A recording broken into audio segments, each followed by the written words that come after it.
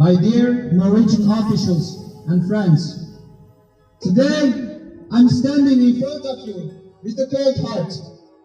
It is cold as a result of the disappointment of humanity.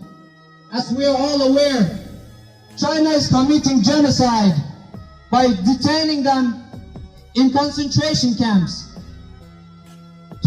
systematically torturing, raping, and organ harvesting. Although China keeps denying its crime, it is widely covered by the media. The People's Tribunal and even the United Nations published a report on this issue. However, this could not stop tragedy from keep happening. China has launched a zero COVID campaign in my homeland, East Turkestan. Despite the pandemic has been over for the 3 years, the rest of the world has moved on.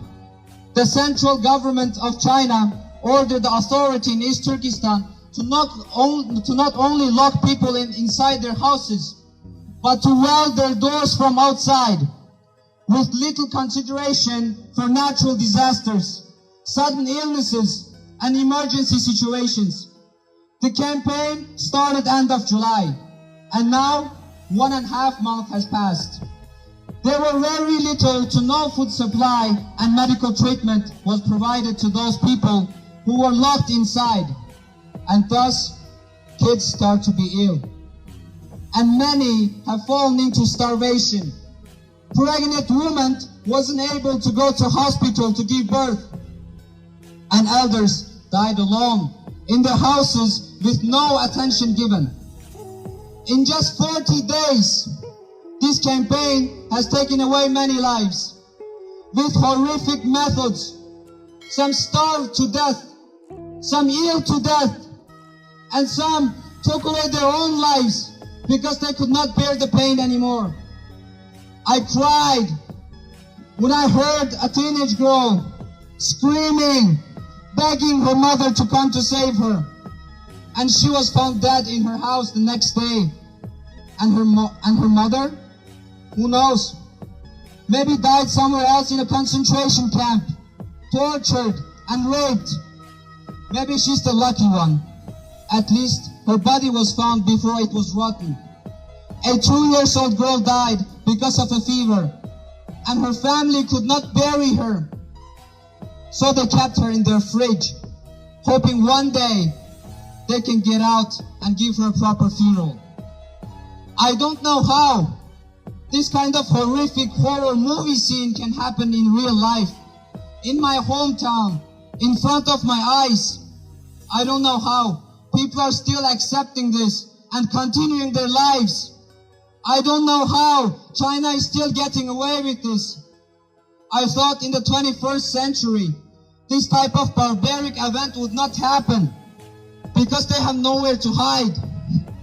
But then, it worked in their favor because we have nowhere to hide. When the Holocaust happened, we said never again. But now it is proven that we never change because even more horrific event is happening and we are letting them happen. Our ethical values are only worth this much. We can trade it with money, as Norway doesn't have the courage to recognize China's crime. And we don't have the courage to boycott China. The world doesn't have the courage to stop China. East Turkestan is occupied by China in 1949. It is common sense that there is no human rights in an occupied country.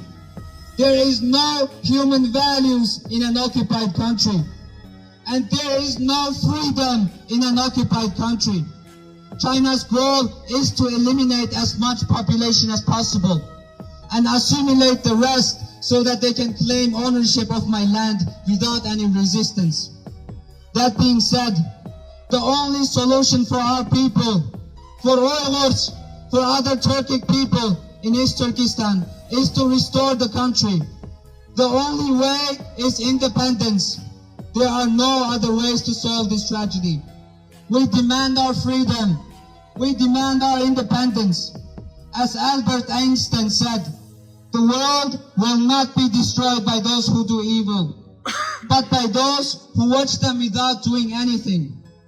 We will fight the totalitarian invader China till our last breath.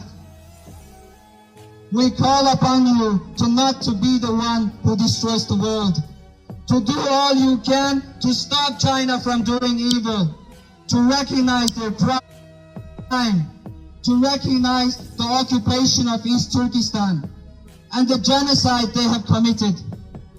We call upon you all to join us with this fight, to boycott anything that is from China, to do all you can to protect our human values and democratic values, to not tolerate tyrant dictators, and to protect our own freedom. Thank you.